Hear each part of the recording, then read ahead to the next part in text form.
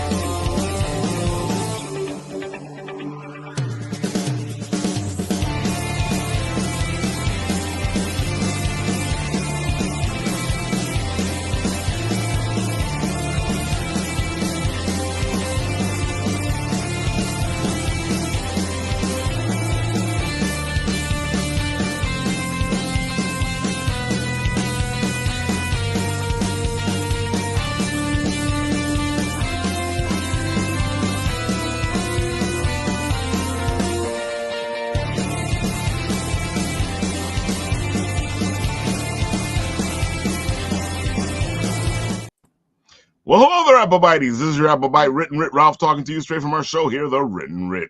A show where you and I and you get creative, have fun, and do all sorts of geekery.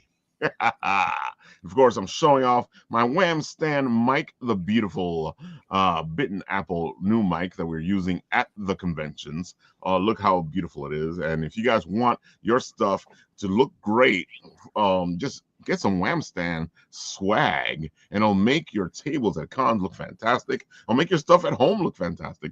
This is just a great way to show off your stuff or show off yourself. That's Wham Stand. Go check it out, folks. And I'm not going to stop doing that because that mic is beautiful.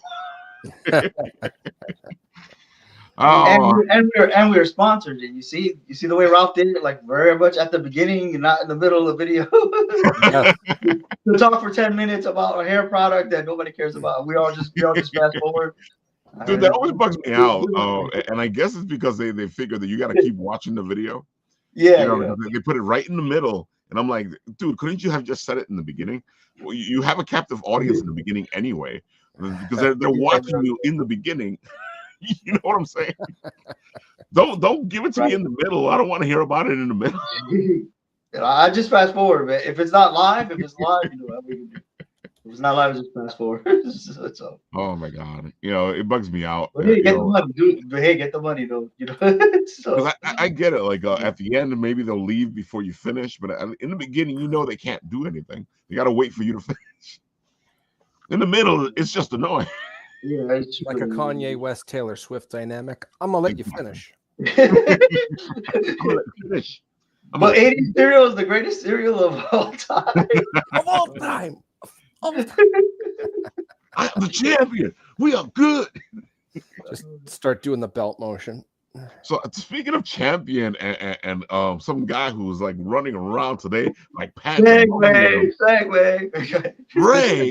Ray's been like on 5 shows today. Yeah, this is my third one, and I've been going hard since Eastern time, 8 p.m. Eastern time. I'm in Central time, which is an hour behind. But yeah, 8 p.m.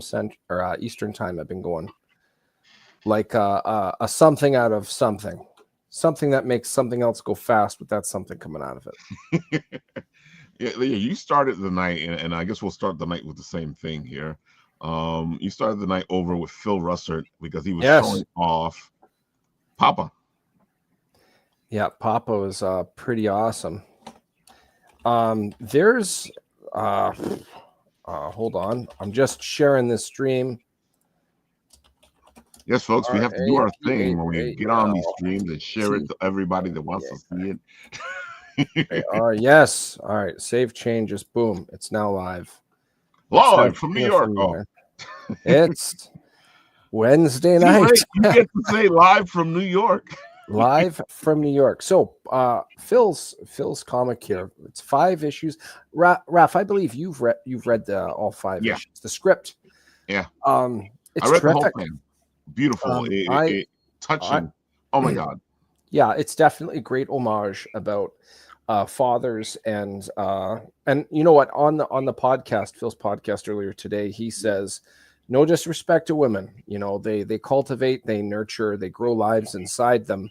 There's nothing I can take for them. With that said, this one's just about the men's roles traditionally, of course, and suffering in silence, and in a lot of cases doing it with a smile on your face, and Yeah, killing a part of yourself to keep your loved ones, be it food in their mouths or a roof over their head or just safe. And definitely. I think the last time I was on this podcast, we talked about how this is basically Clint Eastwood from Gran Torino if he was in uh, Bob Odenkirk's Nobody. It's an old man versus the mafia with a really cool twist that you don't see come until the end of issue number 1. But man, Yeah,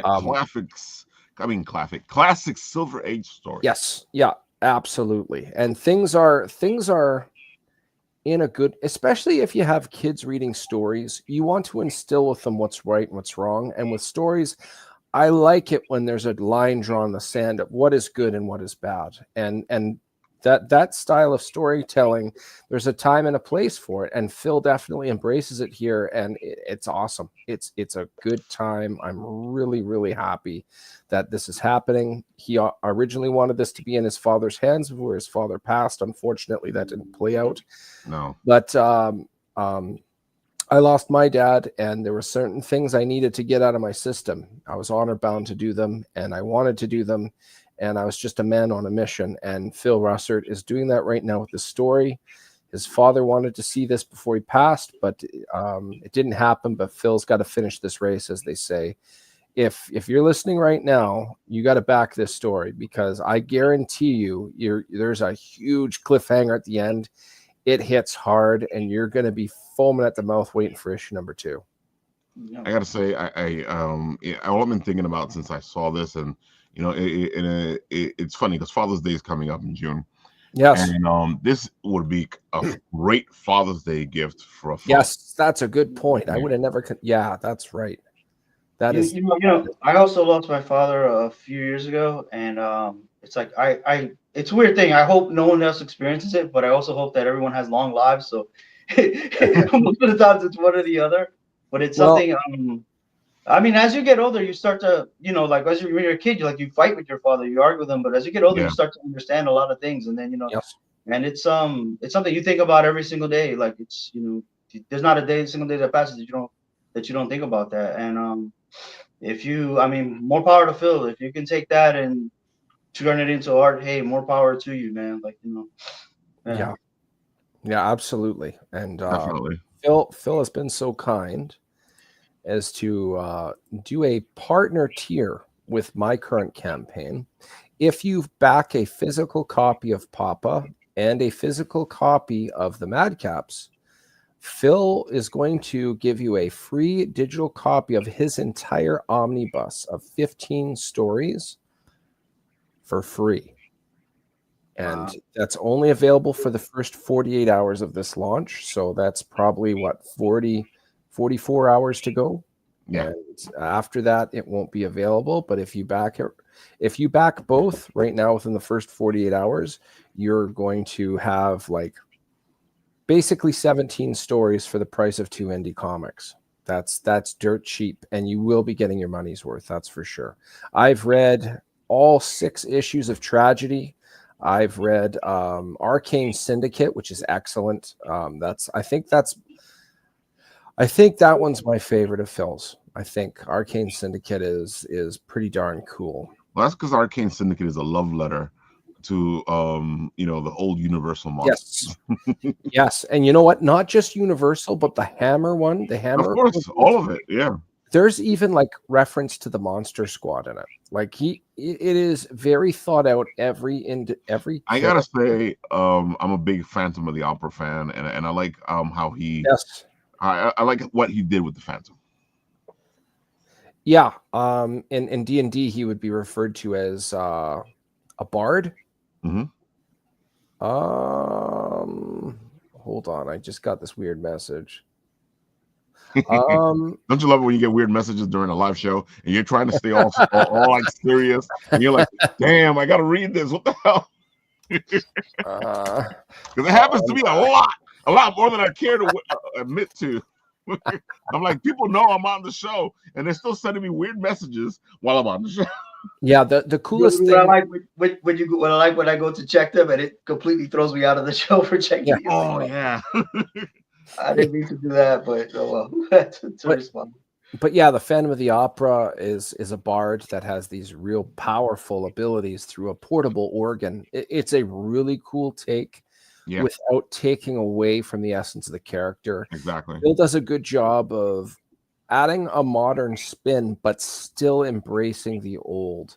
Yeah. One of the coolest things I like is the leader, who is a descendant of Frankenstein, who put himself in Frankenstein's body because he was on the losing side or in a losing battle with cancer.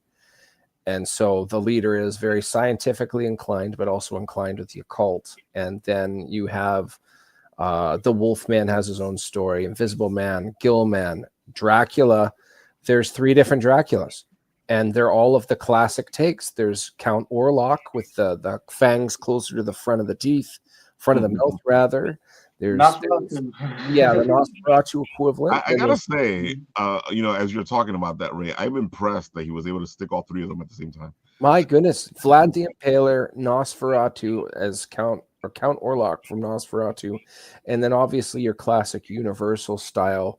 Doesn't look like Bela Lugosi, but it's that flavor of Dracula, that Universal monster, and all 3 of them are like, I'm the true Dracula. Like, this is okay.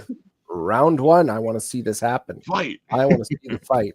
Speaking of lurking in the shadows, trains. There goes Nathan going, I love trains. Do you love trains? I'm guessing he's having trouble getting home. Is that vending machine? That is vending machine. That's vending machine. Okay. He's trying to get home and he's having issues with the MTA. As usual. As usual. Gotta love the MTA, folks. Gotta love the MTA. My favorite train is the RX, whatever comes first. Go ahead, Ray. You were saying? No, all good. Every character has a lot of relevance. Definitely. The throwbacks, some of the characters, they're like deep cuts, as they would say, and it's so cool the way he's injected the right amount of flavor in all these characters. I'm really looking forward to seeing the other issues. I gotta say, and I know Phil's very humble about this, but he's really good at writing his characters and understanding characters. It shows in his writing. Yeah. Sometimes we get people who they say they understand characters, but they don't really understand characters. Yeah. Yes, there is some dynamics there. One thing I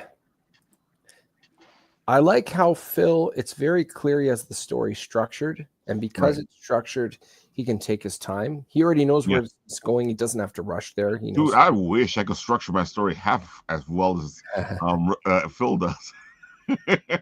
Yeah.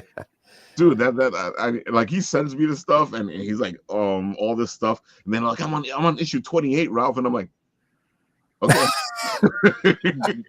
He's definitely a motivated and driven man. So I'm just flattered he took me on to add me to his brand, because I don't know if I could do the whole publishing route. I don't know if I just wanted to get this story out of my system, See, that's me. I just want to get it out of my head. Yeah. And people go, so when are you going to publish, Ralph? I'm like, I already got it out of my head. I don't have any reason to publish. Yeah.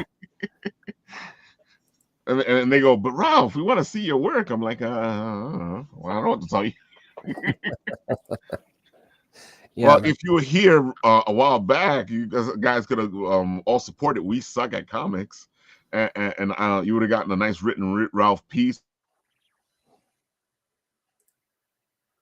You still there? Comes out, I'll sell it to you if you want.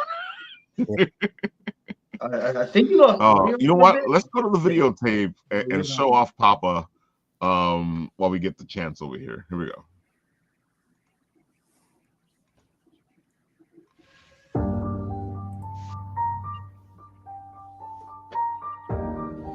Meet Bruce Rogers, a 75-year-old Vietnam veteran who's spending his twilight years living with his son, daughter-in-law, and 12-year-old granddaughter, Melody.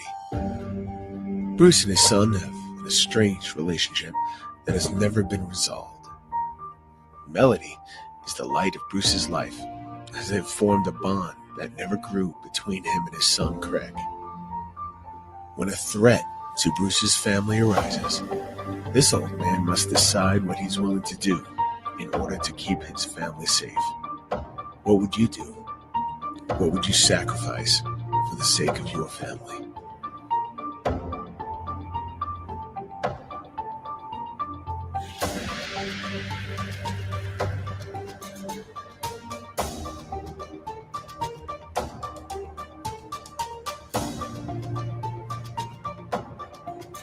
I'm going to cut it off there only because it says coming in 2024 because he's using the video for the bigger book, but it's out right now. And if you look at the comment section, you can go look at it right now. Yes. Yeah, it's a great book, folks. Go check it out. And Ray has actually done like as you can see, he's read through a lot of these books for Phil. He did an extensive review of Papa. Yes, well, spoiler free, so I can only be as extensive as possible while trying to retain all of the secrets that are up for Phil to share with us. So I gotta say, I love the fact that he does this because I love those stories. Like the Venom story is so much better when it's done the original way with the whole fact that Parker doesn't know who's messing with him, what's going on. Yes. He's getting attacked from all different sides. Yeah, he's getting stalked. Exactly. And there's no spider sense to save him there. Exactly. And he's going, why didn't my spider sense warn me? I want to see that story done, even though they will never do it. Yeah. They always go too fast with the Venom. Yeah. It's like usually A, he gets it, B, Venom's born. Well, you know what? I have a theory for why that is. I blame, and credit give it where it's due, but I'm going to blame here the 1990 Spider-Man animated series. And the reason I do this, the reason for this is, A, that was the first time Venom was ever animated. He came out in the mid-late 90s. Yeah. Or mid-late 80s, rather. And, before the 90s Spider-Man was Spider-Man and His Amazing Friends, early 80s, that was never an intersection. Right. Well, in order for kids to, when you really look at all those episodes, Venom came into play by like the 7th episode. There was like 2 episodes of Parker with a symbiote, and they completely for a symbiote that's sensitive to sonic and fire, well, it just crash lands on Earth on a spaceship. Venom, that symbiote would have died right there because it's just fire, right? Yeah. And then on top of that, there's no Secret Wars. There's no, I need a new suit. Right. Fixed his machine there. There's none of that. They completely gutted all of it. And then they did the same problem in Spider-Man 3. And that's a separate can of worms because basically Sam Raimi didn't want to use Venom. And the company pushed. The happy medium would have been Eddie Brock never getting the symbiote, but maybe like a post-credit scene, and then you're guaranteed a Spider-Man 4 at that point because everybody's going to be like, "When is it coming out?" I thought that's what they were going to do. Maybe get a glimpse of Venom at the end. But movies because it was too much stuff. And I hate when they do that. I really hate when they take all this stuff. The funny thing about Venom's origin is that Eddie Brock kind of came out of nowhere because David Michelini he was foreshadowing the story. He was telling it, Venom was supposed to be a female. Then out of nowhere, Jim Shooter said, no, make Venom a male. Don't make him a female, which was kind of like the right call because just no offense to anybody. For the best. Venom really popular, but he kind of came out of nowhere. And so, I guess the cartoon's way into it, was to build up Eddie Brock, but he was just a goofball, man. He was a photographer when he wasn't. He was a writer, and he was just a goofball. And then, when it came, it was I don't know, just. I think coming out of nowhere and being scary was better than just being a goofy. Oh, Parker, you took my picture. It was, I don't know. Well, the other dynamic that whole thing about Eddie Brock, he falsified photos, and he was in competition with Peter Parker. Right. Yeah. And then with that so heavily established, Spider-Man 3 did it terribly. Spider-Man the animated series, they do like a child version, dumbed down version. It was just not. He was in some thing about, like, stuff. He was in some serious stuff, and Mhm. it's all just. When somebody asked me what they thought about Spider-Man 3, and this guy, he loves like 90s flashy stuff. So here's a bunch of villains. Wasn't it cool you got to see them? And I'm like, just because Zorro is in a movie that has a lightsaber and a DeLorean, that could be a good movie, but that's a terrible Zorro movie. You're saying it's a good movie. I'm saying it's a terrible Spider-Man movie. Right. That's the difference. We are not the same. Yeah. That's the problem right there. I like Spider-Man 3, but the reason I like it, it's if you look at all three movies as a trilogy, it works. But Yes, everything about Venom they got wrong, and I agree with you there. And also, like, I think like that tweaking his origin, that was a big mistake. Like oh, by the way, Sandman really killed Uncle Ben. That was a mistake. But if you take all three movies as a one thing, I mean, I think I like it for that reason. But separately, I don't. On its own, it's there's a lot of there's mess ups. Yeah. I like the dancing. I thought that was funny. I don't know. I thought that was hilarious. Yeah, dude. You know what it is? It's like, because like in part 2, you had that Ray drops, he's falling over my head. So this is like the opposite. Exactly. Weirdo version of. I like that. I don't know. I thought that was great. I think it's funny though, because I think what it is it's that backlash from the 60s Batman, which I loved, but the people seem to like, no, we don't want that. We don't want that. We want dark. We want serious. We want no. It's a comic book movie. I thought that was great. I thought, the worst part for me was when I don't know, when Tobey Maguire cried. I don't know, something about it when he just said no. It's everybody. I can change. Nobody takes that seriously. Like no. Like, that was a phone scene. That was the same problem with Star Wars. They always make fun of Skywalker. No. I don't know. Maybe I was the right age. I didn't laugh at that, but I laughed at Tobey Maguire. I laughed at it hard. It's like no. Well, it's a little bit of like, well, A, you're being a jerk, and B, you're terrible crying. So ugly crying. Yeah, it's just It's so funny because a lot of people remember Skywalker as this hero, and he is that hero, but I remember him as a whiny brat. Yeah, and it bugs me out. And it's funny because the same thing. The reason I hated The Dark Knight was because Batman was a whiny brat in The Dark Knight. It was like, oh my God, you're so hard.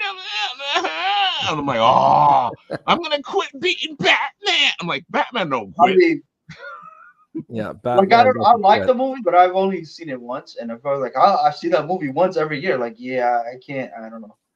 No. To me, it's like I can watch Batman '89 over and over and over, but I can't watch Dark Knight except for the second movie. I can't watch Dark Knight over and over and over. Because he was trying to put like Batman in the real world, and I think you could do some of it, but I think something has to be a little fantastic for me. Yeah, that's a very good point. I feel like, well, I could just go live my life. I don't need to. That's a very good point because everybody, especially starting like early 2000s to now, it was always, how do we make a realistic version? But when you have something like Batman '89, they did the opposite. Almost not completely, but here's the hero. How do we change the rest of the world for that hero? And I kind of like that better because you retain the essence of what you were reading in the comic more. Right. But he does a good job at that. Tim Burton does a fantastic job at that. Yes. He takes the world and molds it for the character. Yes. And I love when he does that. I think that's one of the reasons why his movies do so well. Because he's not trying to put it in the real world. He's trying to put it in that world. And it exists in that world. And I think that's what it needs to be. This stuff exists in that world. Stop trying to put this comic stuff in the real world. Yeah. Yeah. And if we're going to be talking about stories, another reason why The Dark Knight pisses me off is because they took this fantastic story with the breaking of the bat. And they put so much. It should have been a trilogy, and they made it into one movie, and they stuffed again a bunch of other shit in there. You're like, hey, dude, just tell the breaking of the bat story, because then it dumbs Bane down, because now Bane becomes this one-dimensional character. Because, in the comics, in the story of the breaking of the bat, he's a strategist. Yes. The reason he beats Batman is because he wears him down. He releases all the Arkham villains he has to fight all Waits the 2 villains weeks. first, Yes. and then Bane goes, "Okay, now that you've been beat down, I can beat Yes. the fuck out of you." Yes. And he's Latino. We lost that. We got this. I will burn you. I don't know what that was. Yeah. I speak of the devil, and he will appear. What was that? The thing that I had from that third Batman movie. So first, I remember reading up on it saying it was going to take from 3 different story arcs, which it did. Not well, but it did do it. Which was obviously Nightfall, the breaking of the Bat, Catechism, where Gotham was in shambles and it was all gang wars, and the other one was The Dark Knight Returns. Frank Miller's Batman comes out of retirement at 55. The problem with those 3, this is the equivalent of tying. Let's say I'm trying to think American athlete, not Canadian. Michael Johnson. No, not Michael. Who's a good sprinter? No. Who's a good sprinter? Michael Johnson. Is he a sprinter in the States? I watched Ben Johnson. Ben Johnson. Okay. So imagine Ben Johnson doing the 100 meter or the 200. Then imagine a very famous marathon runner, and then imagine a famous runner that's somewhere in between those 2 disciplines. Tying them all together and expecting them to all perform their best, they drag each other down. And that's what happened in the last Batman movie. Yeah. There's too much pulling from each other. You couldn't let one bloom. And the whole thing with Bane, I mean, Tom Hardy, get this. He bulked up to a whopping 90 kilos. In pounds, that's not even 200 pounds. He bulked up. He wasn't even 200 pounds, and that is Bane. Oh, he looked good. I'll give him that much. Yeah, as long as the camera was looking up at him. He's a tiny guy. He's tiny, 200 pound, not even 200 pounds. Like, yeah, but that's what they do, though. They make you look bigger. Terrible. He should have been something like a build like The Rock or like someone of that effect. I'm not saying The Rock should have necessarily played Bane, but visually it was terrible. Like you said, okay, so we have this Latino guy. Well, that was thrown out the window. Like, they threw it completely out the window. What was the end game? Okay, well, you know what? Those tubes with the venom, we should get rid of that, make that a gas mask. Okay, he has a gas mask. Where's the gas supply? That's what I said. There's the plot holes. Every time you look at something, it brings up 2 more questions, which also can't be answered. Like, it just gets worse and worse and worse. And I gotta say, though, I don't know if you guys have watched the Harley cartoon, but they kept the yes voice, and it just makes it funny. I'm an imbecile. Exactly. He's the best part of Harley. Let's not stand on. Like David Goyer wrote those Batman movies, and he also wrote Ghost Rider. So, I mean, when you put it like that, it makes so much. He dies on the strength of the director, pretty much, man. Like a director could make his stuff. I mean, the Batman, they're watchable. You could sit through them. Those Ghost Rider movies, oh god, So I just imagine the Ghost Rider movies after writing the story. Yeah. This isn't going to fly. What if we have Nicolas Cage act out the lines? Sold. Done. Exactly. That's probably what happened. Yeah. It's like, hey, we'll have Nick do it.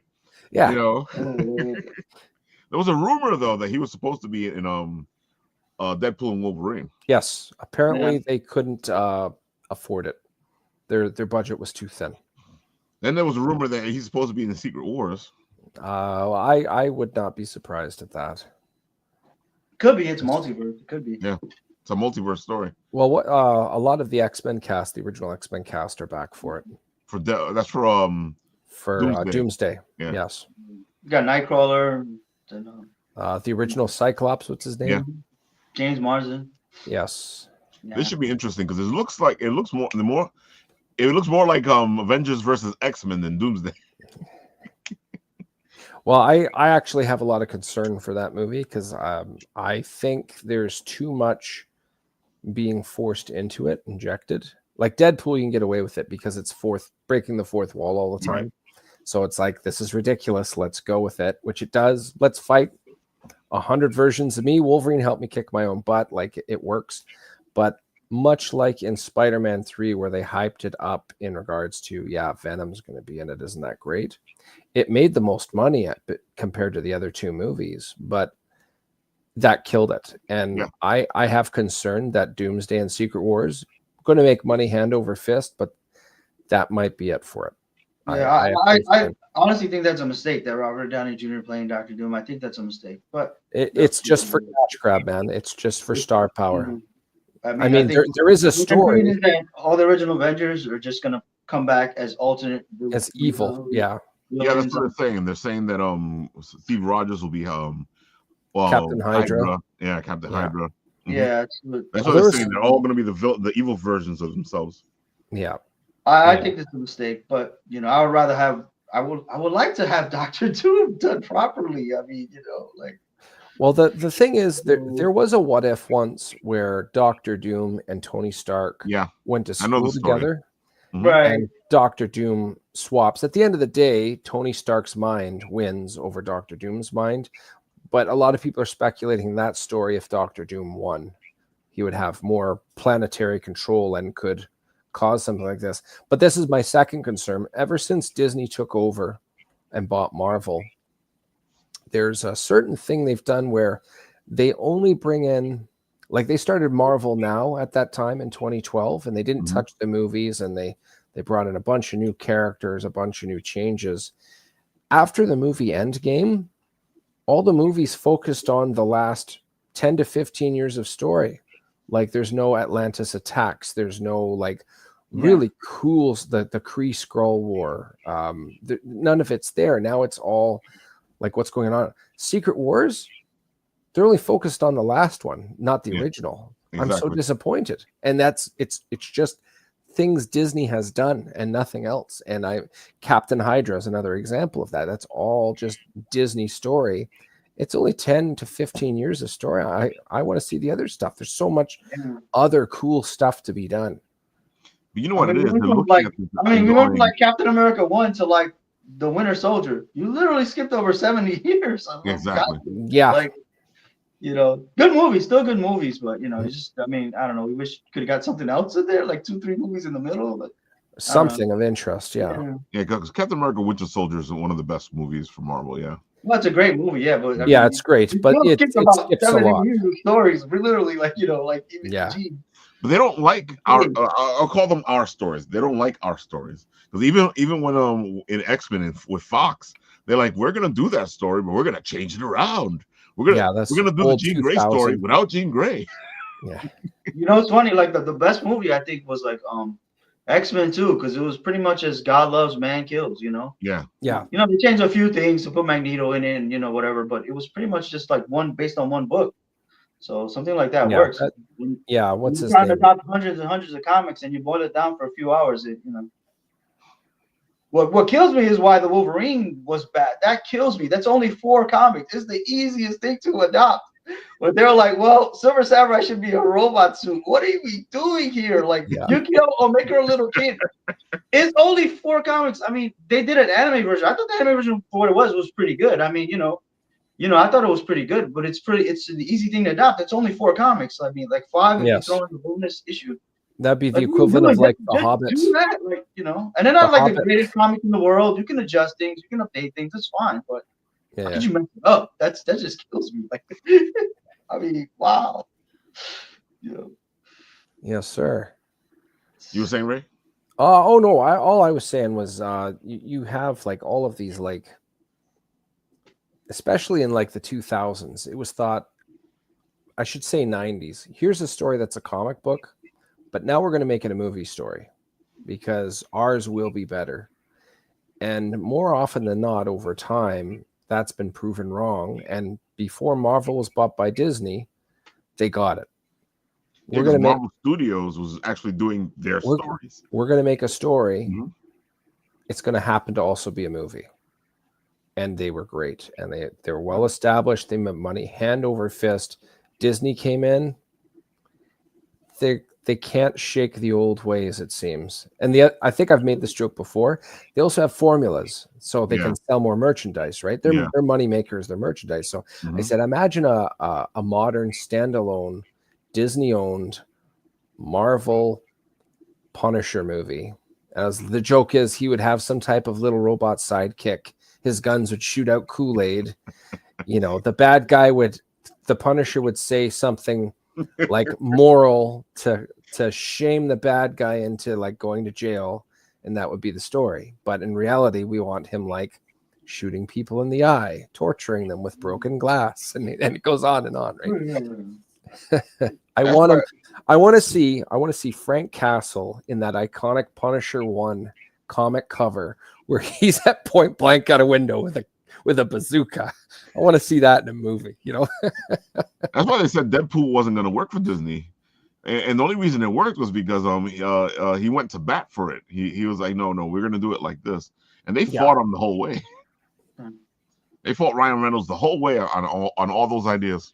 Apparently, Henry Cavill is in a scene where he actually has like a little bit of a fight scene with Ryan Reynolds, and apparently there's a court case about that, how it didn't make it in the final film. Wow. Oh, he looked great as Wolverine. Oh my God, yeah. Yeah, he's obviously too big for the role, but putting that aside, he looks the role. You. They're never gonna get a short guy. I think that's dude.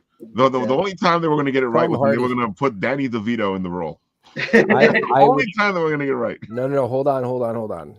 No. Cillian Murphy is Dr. Doom, and he'd be good. Danny DeVito as Mole Man. Ooh, I like that. Yeah. Yeah. There's Cillian Murphy should have been Dr. Doom right now. Like sub out all, because Robert Downey Jr. he gets paid so much for these. You know he's not going to be in many of these scenes, just his voice. Right. We can afford to take out those voices, put in Cillian Murphy's voices, and then reshoot the scenes with Robert Downey Jr. with Cillian Murphy. Done. There it is right there. I feel like we're not even getting Dr. Doom. I don't know. We're getting the only good thing is it's a variant Dr. Doom, so we'll probably get Dr. Doom sooner or later. Dude, we're getting Robert Downey Jr., who's gonna like never wear the mask, who's gonna show his face the whole time. Maybe have one little scar talking about oh ugly. That's about it. Ugly. Oh man, I don't know. You know what? I'm totally ugly there, Reed Richards, and I'm going to fix that using AI and Time Machine. Dude, at least in Phantom of the Opera, you know, when you take off the mask, it looks bad, but you're still sitting there going, he still looks pretty good. And that was what bugged me out the most. He took off the mask, it looked, you know, all scarred, and you're still sitting there going, he still looks pretty good.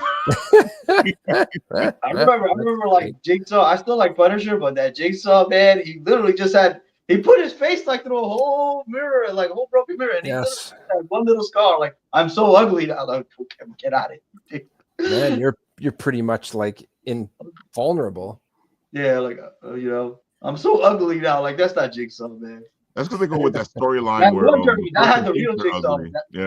That movie, that was Jigsaw. That movie was a game. Yeah. So Ray, tell the people about your beautiful book, because we spoke about Papa's book, and then we got Geeky out. So now it's time to tell them about your book. Okay, so Madcaps, it's a 3-issue miniseries. Issues 1 and 2 are on this Kickstarter here. It is about the reunion of 4 friends that gets interrupted by an undead outbreak. By the end of issue 1, the 4 individuals are unsure if this staved off outbreak has anything to do with a local drug problem with a fictional drug known as Weave. Issue 2 gets here's the main cover, which depicts them walking into enemy territory. You can see there's a lot of overgrowth on the path they're entering. It is basically the HQ of this drug's distributor. So they don't know what they're getting themselves into. These are not the mightiest of guys. There's a lot of gravity on this. They actually have a conversation at one point of, are we biting off more than we can chew here? Should we just report this to the authorities accordingly? I'm actually happy you put that in the book, because that's every game I've ever played. Dude, what the hell are we doing here? Yes, that's right. We are going to save the world? Well, and in this case, they don't even know what they're looking for. They're just investigating this drug. Are these two things, what do they call it? Isolated incidences. Right. Do they have nothing to do with each other? So they were inclined to believe so till the end. There's a bit of a curveball, so they're unsure. So they've been able to find a lead, and they're going into this spot. There's a lot of gravity here. This one has a lot of tension, One of the 4 characters that you're looking at right now actually has to disguise themselves as a woman at one point to avoid a dynamic.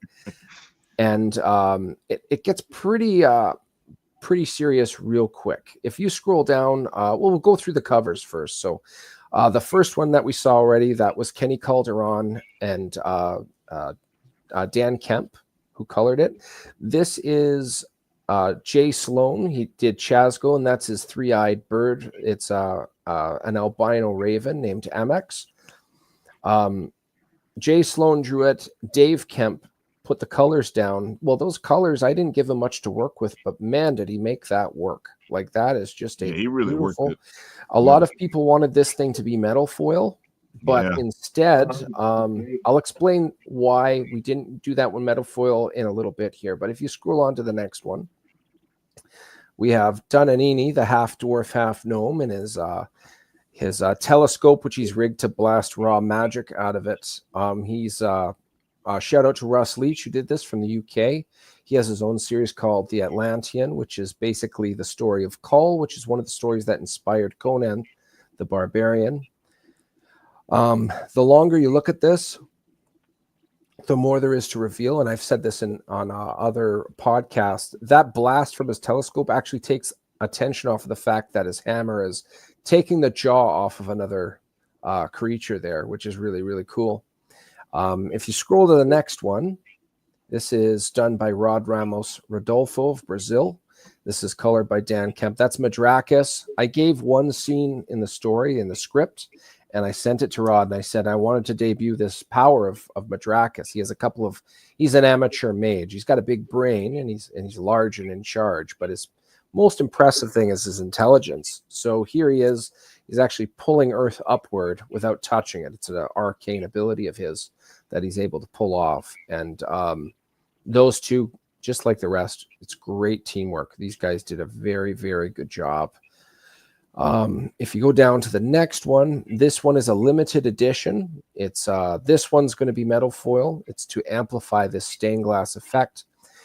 This scene is Sarlacc. He actually finds a book. It's a critical item in this story arc where Jenna Stark, who drew it, she's also she did one for issue 1 for me, different style, but Dave Kemp colored it. But that metal foil, I tell you, I'm really looking forward to getting my hands on one of those. I think that thing is really going to pop. I think it looks really, really good. As soon as you get it in the house, you're going to be like, oh, you're going to do the link. Yes. Well, you know what? When I first window, when I debuted this image, I actually used the like a prayer thing, but at the part where it says I hear your voice, it's like an angel sighing. Mm-hmm. And then you hear the choir, and I just had this playing with some sparkles going. Ray, we need you, when you get the book, to do a video where you go like this and you play the Link song. Okay? Yeah, exactly. I'm done. I will do it in spades. I'm going to be looking for it, so you better do it. I'm going to do it. Is it on Instagram's list of songs that you can play without? If it won't let me, I will literally vocalize. I will do it, man. I always thought it was friends with Link. Yeah. But imagine Link, if he was your friend, he'd be like, "Hey, Link, can you go pick up that get the remote control for me?"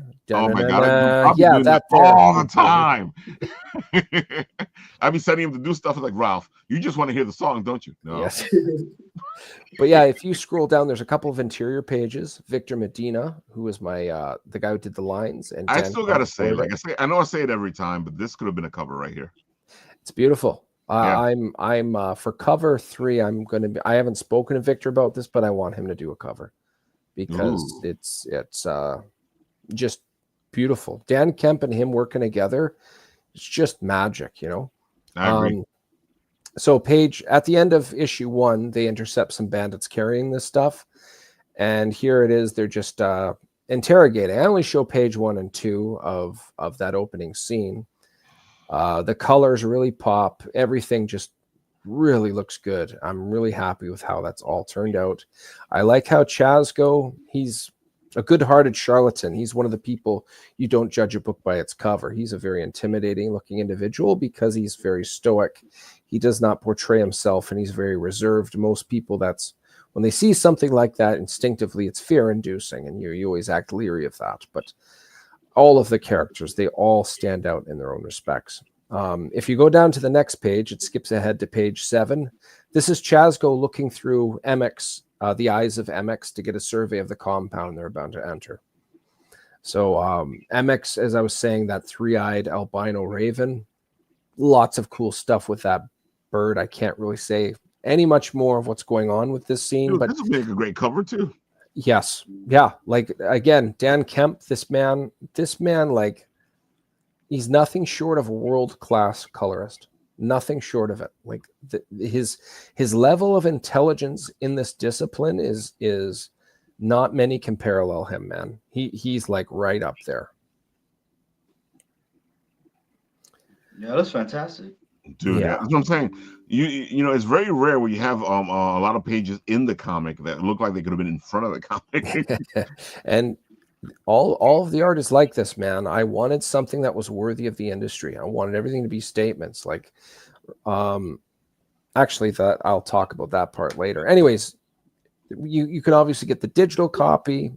You can get a digital catch-up where it's both issues. There's sketch covers. I'm not gonna rush through these, but I am gonna glaze over them a bit. We have a physical copy of all 5 different covers, as you can see there. The metal foil one costs more because the manufacturing process costs more, but they're all there with their respective titles. There's a physical catch-up tier where you can get your choice of the cover. So you get kind of a deal because you're getting it for $25. Yes, that's right. Yeah. And then, of course, the metal foil cover underneath that, which is more.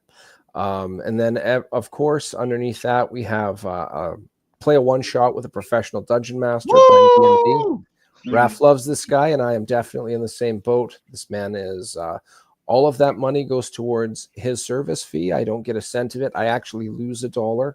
I just wanted this guy to have exposure, and I wanted people to play in. It's limited to 6 people. There's still some openings if anybody wants to jump in. If you scroll down a little bit more, we have different bulk. If you want to get more than one cover, you can get any 3 of those 4. Underneath that, we have what we're calling the enthusiast tier, where any one of those 4 issues plus a T-shirt. The T-shirt, you can pick the size, you can pick the color, and you can pick one of 4 images. Very cool detail, very, very solid art. For what you would be paying for that, you're getting your money's worth, that's for sure. Underneath that, you can get all I got a yawn. Oh yeah, after 3 shows? Yeah, not after. We're still in the 3rd. But you could purchase all 5 covers. Underneath that, we have what we're calling the fireside combo. You can get any one of the 4 covers plus a what we're calling a plush tapestry, which is actually just a plush blanket. Us Canadians love blankets as we're out here in the cold. Somebody's already bought this one once, but I mean, it's not limited. But the Ultimate Collector's tier, it has everything from the T-shirts, the blankets, bookmarks, pinup art, all 5 covers. A choice of blanket, a map of where the story takes place, and 4 character sheets that are based off of the 4 players here, but tailored for level 5 characters in a D&D one-shot campaign. Everything under here, I've already mentioned. It just shows it with better image. One more yawn. You guys are going to yawn now, and I apologize in advance. So there's a better image of the map. There's the Sean Langley art with Dan Kemp coloring, which is just a beautiful piece. Here we have the physical copy, which I also have beside me here, which is beautiful. I love it. The Sean Langley art, if you like black and white, you can get that for $15. You can get both as opposed to $10 for just the color. Underneath that, and this piece is a metal foil poster. People were saying should have made it a metal foil cover. So I didn't want to take away from that stained glass image. So a happy compromise. You can get this art virgin without the title, metal foil. It's comet print size. It looked beautiful framed, and the image just speaks for itself. I gotta Like a say, lot of these things. I like when it's comic print size because you can actually stick it into a comic book bag with a board. Yes. And just show it off. Yes, that's right. There's lots of options with that, but it's when I look at that, it screams poster. Oh, definitely. You want to hang this somewhere in your house. Yes. And then underneath that, I already mentioned the bookmarks. There's also underneath that the character sheets, which I've already mentioned. And then the t-shirt options, again, those colors are not set to those images. You pick the shirt size, you pick the color, and then you pick the image. So I think they're just trying to show off the picture with yes, the best t-shirt the potential. Possible. Yeah.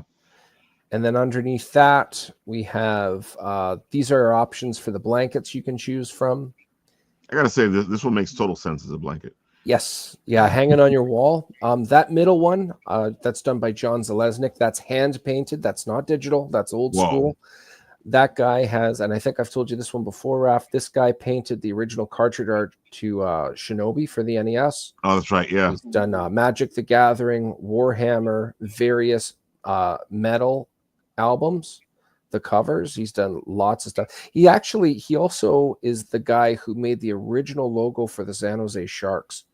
Last year, he put that original presentable drawing up for sale. It was for I think it was 13 grand, which is Makes really sense. cool. You know, those fanboys love that stuff. Yeah. And then underneath we have the stretch goals. So the first one is humble. It's just a die cut corner sticker that'll look really good on the corner of a laptop or in a book. It's based off of the main cover. The rest we have hidden. So we're just past triple funded. We are getting close to showing the second stretch goal.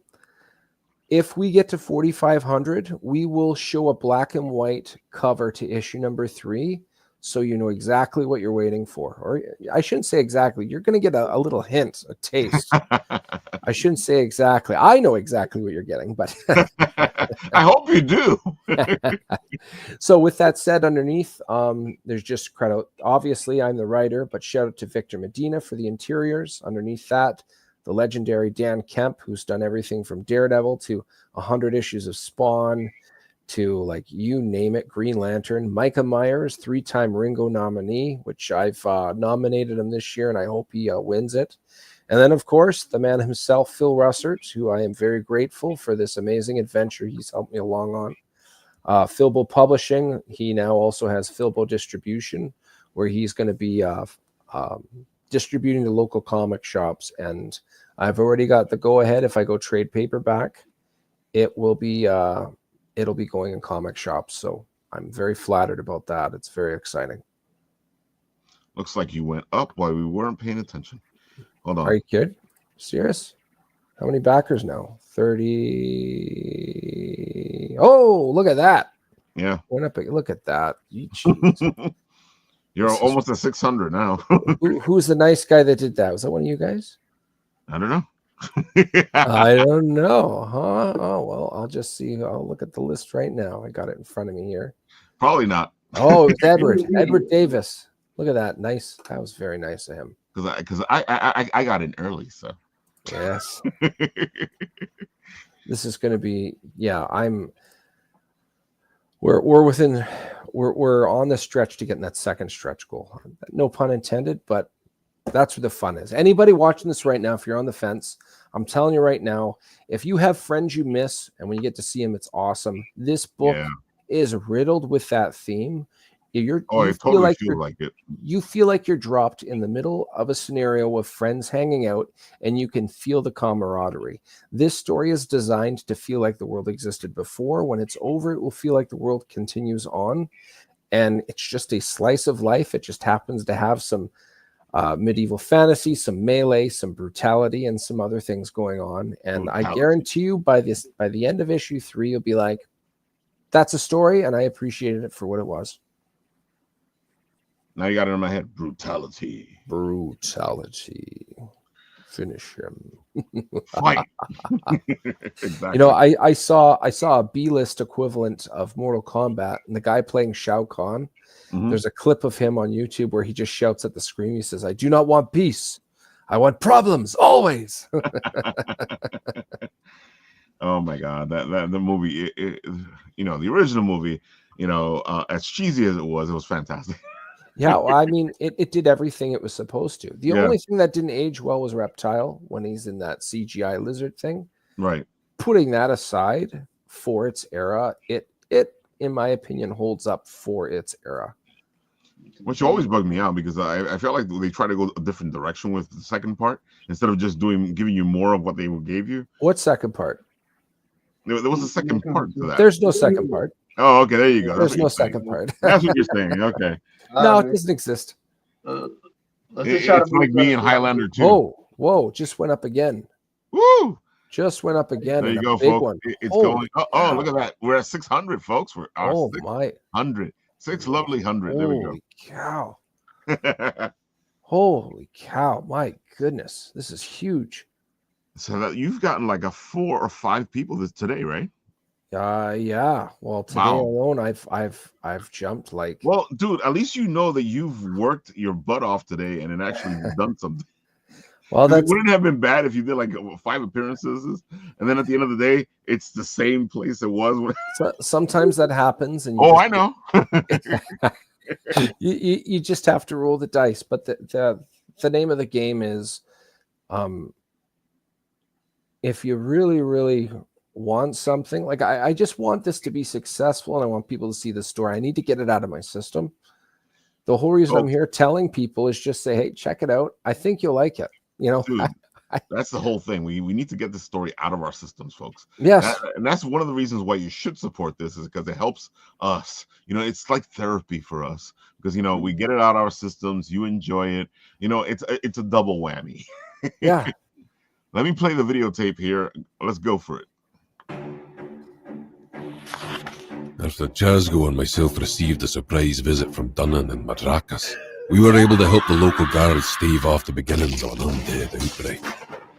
I recognise one of the fallen creatures to be an addict to the local drug, Weave. After following a lead, the 4 of us were able to track down a group of bandits transporting the drug. Fortunately, we were able to control the situation, and Dunnan has a gift with aligning perspectives. You get to choose which of my friends here you are going to speak to. If not, I'll pick for you. We had no idea that this was the beginning of a very long night. Dude, that's just fantastic. And I like the fact that you had Towsy do the voice because he's such a great DM. So he did the couple of lines there with Dunnan at the end, just starting that interrogation. The other fella, Cabo Foster, he's also a professional. Apologies, he's a D&D player. Yeah, in California, he rolls with these guys all the time, and his voice range is quite impressive. He can do very high, very low, and he has quite the range and consistency, which shows his real professional ability in voice acting. So let me ask you, Ray, because one of the things we do, and sometimes some people do it, some people don't do it, is we do voices when we're doing on DMing, and I'm not like a major voice person, but I will throw in a voice here or there because, it's just so much fun, especially, your players are always like, here's a voice. So do you throw voices in, or are you like more reserved? I try to hold off for the really, really potent stuff, and I'll definitely use voices. I try not to do it all the time to protect my voice. If I do it all the time, my voice won't last the 2 to 5 hours. I'll just be completely worn out by the end of it. Yeah. I also feel like if you do it all the time, either they expect it all the time, or it kind of takes away from the voice. Yeah, one thing, a happy compromise there. Instead of jumping back and forth between voice, presentation voice and just regular voice, I'll only do presentation voice for NPCs. If I ever don't want to do that, I paraphrase what's being said instead. That way it looks like I'm more consistent that way. Right. As opposed to cool voice, regular voice, cool voice, regular voice. It's just, then he tells you this, then you were informed of this. And then anytime I'm doing an actual voice, it looks like I'm consistently doing the voices in a more over the top manner, but I'm actually just saving my voice. I what I do is I make sure that it's only certain characters have certain voices because, and also a good way to emphasize somebody who's important. Yes, that's very true. Mm-hmm. So everybody else sounds like me talking. Then the special people, hey, so you want to know where the crystal is? like a separate talent. If you're good at it, if you're good at doing voices. Yeah, go for it. Yeah, no, that's true. The whole thing, we just got a 39th backer. Yeah, I tell people all the time that it's to have fun with it. If you're having fun with it, then you're fine. Yes. That's what matters. Accents are tough because there's certain accents that you can say certain things, but then you say something that you would never heard with that accent. It sounds weird. It's like, yes. Accents are very hard. So speaking of all the beautiful things like D&D and all that stuff, we'll show our friends Elysian's Fields here, which is doing really well. He's finally funded. He's at 3,415, 95 backers. That's awesome. And he's in a good place, and he still has 47 days to go. Yeah, good for him, man. That's really, really good. It's good and bad at the same time. I know when he was talking on the show, he said why he did it, but I feel like those long ones make you even more anxious. Oh yeah, like it. I mean, it's relaxing because you have so much time. But I feel like if you funded like early on, like he is, then that's pretty good. If you're 47 days and you're on the last day and it's been 47 days and you're still not funded, yeah, you're prolonging. Me out the whole time. Yeah, that's right. Yeah, folks, Elysian Fields is fantastic. If you like Fate, this is right up your alley. If you like the gods, and you like all those good stuff with the Greeks and the Romans and all the beautiful stuff that happens, and he throws a bunch of pantheons in this. Yes. You know what? Let the video talk for itself. I'm going to talk to the videotape.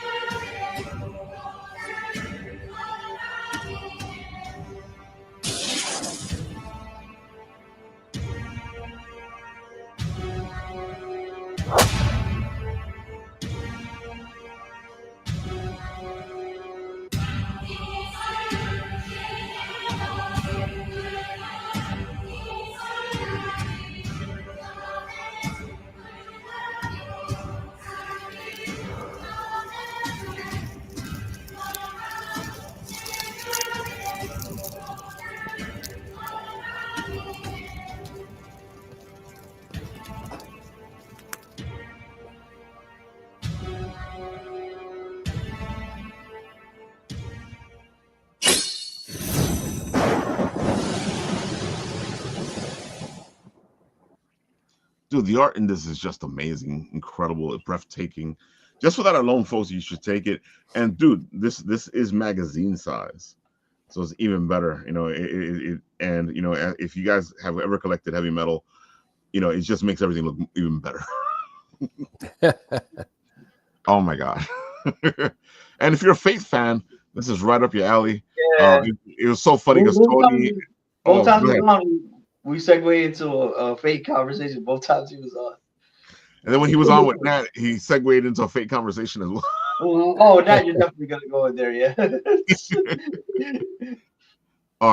Fate, great series, great anime series. I like it too, but I'm not like Nat and Tony. They oh my god, Fate. Dude, but it's just a lot of people doing a lot of good things lately. A lot of there's a lot of cool things going on. Oh, definitely. And if you guys know Matasaurus here, She is doing her sacrimony issues. And folks, this book is fantastic. We're trying. Look, she has 50 hours to go. We want her to get to 3,000, folks. She's so close. She's at 2,938. 140 backers. 50 hours to go. Come on, folks. We can get her to 3,000. We can get her to 3,500. There's still enough time. Come on, dude. Nobody's making any money off these books. They're just trying to get the books out there, get the books done. And the more money a project makes, the better it is. All they're going to do is put the money right back into the next project, or a public project. Yeah, because you guys don't put usually the amount you need. You try to work with it so that it's doable. Sometimes, folks, people need more money. I always say that the best thing to do is make the project fund, double. Once it's double, they're in a good place, depending on where they started. And if you can't help, share. And remember, Madda Sorcier does everything herself. She is the writer, the artist, the letterer, the colorist. My favorite line that she does is, I can't even afford to pay myself. So let's help Madda afford to pay herself, folks. Yeah, it's all that invested time just for a passion. It's a phenomenal thing when somebody just doing it myself for the first time. I can like understand it better, have a deeper understanding of what it takes to actually take that risk and step up and just do it. Like it's really cool. And of course, speaking of kickoff, Time Enforcers has kicked off, folks. Paul's been on the show talking all about his beautiful Time Enforcers, and the game is finally out there. It's in the app stores. Go check it out. It only costs like $2.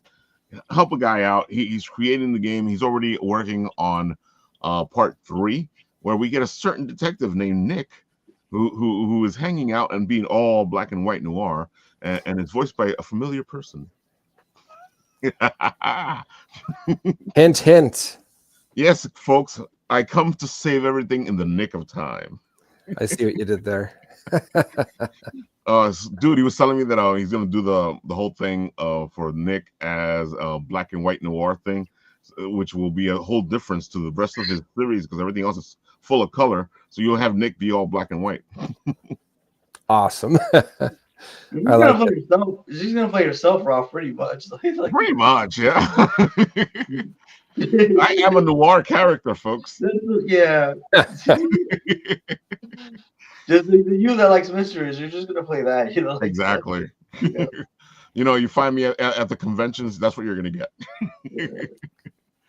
Oh my god. I'll put the link in the comments section there. So you guys can go check it out yourselves. I'll do the same thing with everybody else's stuff while I talk to you guys about what I'm doing. But that's the lovely thing about all this. Let's see, I didn't put Madcaps up yet. So Madcap goes up. Yeah, because I really don't want to hear my friend go, Ralph, you didn't put the links in the comment section. I'm not following nothing. I'm lazy. Here's the cover art to issue number 1, the main cover of Jimbo Salgado. Ooh, that is nice. Hold on, I'll put you up. Yeah. Oh, sure. Yeah, there it is. There. Nice. Ooh. And let me tilt this correctly. Colors are nice. Yeah, that's Dan Kemp magic, that coloring. And you know what? Every time I show somebody any of the work inside or the cover art, that's like one of the first words. Look at the color on that is usually what they tell me. Yeah, look at that beautiful color. It's that I've already said it before. The man has a level of intelligence on the craft that very few can match. He's world caliber. It's funny that you say that, and I know we're running on time already, but it's one of those conversations that needs to be had because people think that the rest of the team in a comic book don't do anything, but colorists do an important job. Folks. Yes, yeah. Letterers do an important job. Yes. You have a bad letterer or a bad colorist, you're gonna have a bad book. I heard Phil Russert say about lettering, if the lettering is good, you don't notice it. You only Exactly. notice it when it's bad. Mhm. And I've heard colorists say we make bad images look good. Not just bad images, but we can is the point. That's our skill. That's what we do. And they're in a lot of cases, a lot of these skills are very much unsung. And it's really cool to just be part of this. Just have these, like I ask all these people on social media. These are people that are like established. I don't, this isn't an insult to age when I say this. It comes from a place of respect. They're living history. Like when we were talking, when we had the pre-launch or the launch party, we had Victor Medina and we had the Kemp brothers on, and they were talking about Victor. You say, it's funny, you have a unique way of representing a very, very popular style. So Right. as on this panel, yeah, I can see some McFarlaneism, but here that definitely looks more Cabolo. Yeah. And these guys have colored all that stuff, but it's just kind of cool. Yeah, they colored like those huge issues, those really cool things that happened in the 50 to 150 range. These guys were all right there. Like that is so cool. And now they've contributed and actually like made something that was in my head, and now it's here and it's a physical thing and other people can see it. It's an overused phrase, but it blows my mind. I have to say, like, and I know as a comic lover, you must be like geeking out because here are these people that you followed all these years and they're working on your comic book. Yeah, well, I think I said this on the podcast before. It's like Elvis Presley performing a song that you've written.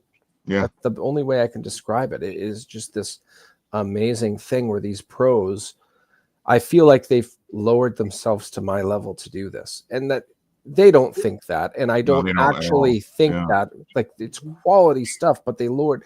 It's like they took a chance on me. Who am I guess is a better way to put it. It's just so cool. Let's see. I think I only have one more book left to show because Kat Calamia does a fantastic job at writing The Dancer.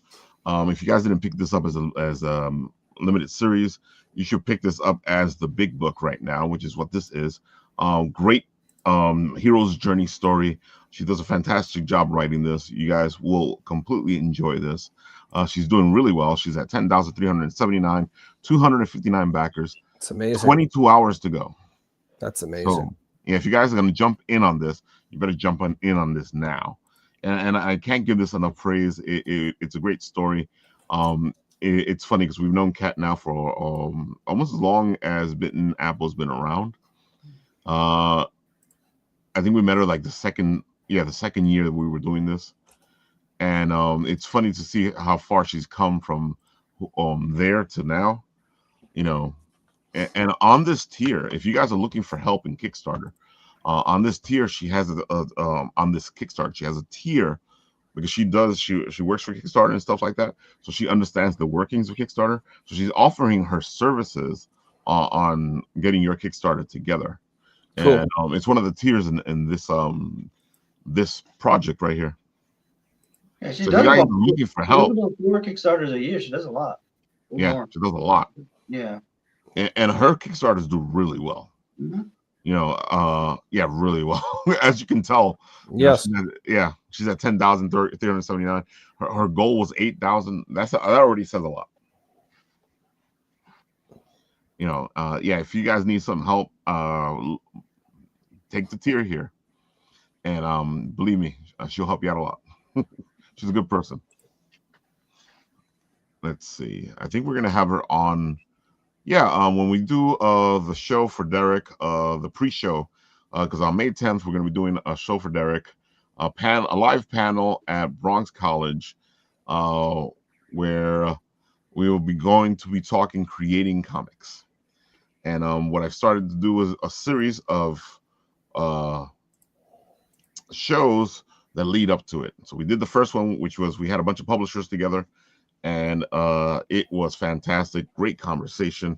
It was like 4 publishers on talking about publishing, especially in the indie scene. And I think the next one will be art, and then there will be a writing one, and then on May 10th we'll have the final one, which will be the live show at Bronx College. And it's all for comics in the Bronx. Derek is a great friend of ours. He's doing an amazing job. He got a fund. I forget what you call those things. And he decided to do. This is what he was going to do with it, was do something for the community, create a show for the community to come check out.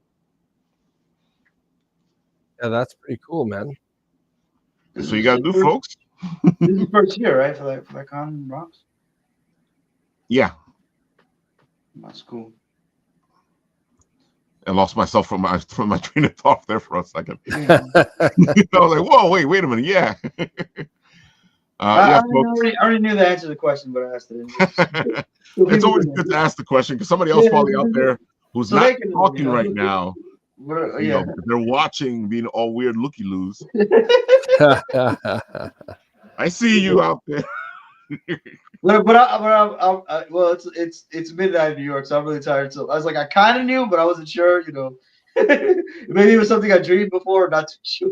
But And I think, folks, that's where we should end this, because Ray's tired, Tony's tired, and I'm beginning to lose my train of thought. And I'm beginning to play a little too much with my beautiful Hugbert fidget toy that came from Game of Tunes. No, nice. you already did the sponsorship thing. Too late. This is Hugbert, man. I'll do it whatever I want. All right. By the way, all right. Go check it out on the Instagram. I did a story with Russ from Game of Tunes. Game of Tunes is awesome.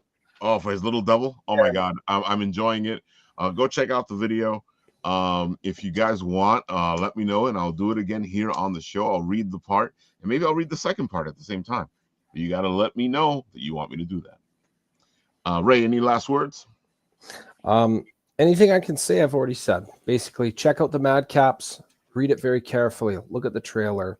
There's bios on all 4 characters. That's one thing I didn't talk about, but I'm not going to be doing that now due to the time. But if you check it out, read the characters, you can get issue 1 and 2. It's 3 issues total when this thing's all done. It takes place over one night. You don't need to know, and I've said this on other podcasts, you don't need to know 60 years worth of lore to understand going into this. you don't need a lot going on. You just have to read it with an open mind. There's great art. I'm getting a lot of good reviews about the story and structure. I'm not going to say it's the best or the worst, because I'm the guy writing it. That's up to everybody else to decide whether I'm good or not. And the only way you'll know is if you buy it, and then you can make up your mind for yourself. Give it a shot. Check it out. It's live for all of this month. Check out Papa. If you back both of those campaigns, Madcaps and Papa, physically, get a physical copy, you will get access to 15 stories in Phil Bow Publishing's Omnibus. There's a lot of magic in there, and you will definitely get a lot of bang for your buck. So go and check it out. There you have it, folks. And Tony, anything from your part? No, nothing for me. Go check out Tony's writings, because he's been checking out a lot of shows. You did watch Devil May Cry, right? Yeah, I loved it. Yeah, I loved it. Yeah, I don't want to say anything. It's a lot of spoilers, but I loved it. Yeah. And that's what I'm hearing from a lot of my friends who like that stuff. My friend today was telling me, Ralph, you need to watch it. I'm like, I like Devil May Cry, and I'll watch it when I want to watch it. Okay. I knew going in that it was an alternate reality. He kind of said it from the beginning. It's part of his bootleg universe. So if you go in like that, you're fine. But people are like, hey, this is different. Yeah. So it's an alternate reality. Relax. Sit back and enjoy it. But like he pulled like if you love Devil May Cry, I mean, he pulled from things that like only we would know about. He pulled from the novels. There's something from the other anime. He pulled stuff from Beautiful Joe. He pulled stuff from Marvel vs. Capcom. And he pulled from other Capcom games. There's a lot of stuff. There's a lot of things in there. So you're a real fan of it. You'll have a good time. That's really cool, man. I should check that one out. Exactly. You heard it here today. Roman Tony said what he said, and he also has a bunch of little reviews on the Bitten Apple itself. Go check it out. He's very entertaining. Yeah, thanks. I'm too tired to say already. All right, folks. Now. We're gonna go to sleep at like 8:30. Exactly. I can see that Nathan has not made it to hang out with us. It's okay, Nathan. We know you're stuck with the MTA. We'll let it go this time, vending machine. Exactly. Bad vending machine. Bad man. I gotta have that tour power. I somehow Somehow come on a lot with other people cancel, like with other people. All right, folks. As always, I'll press the button.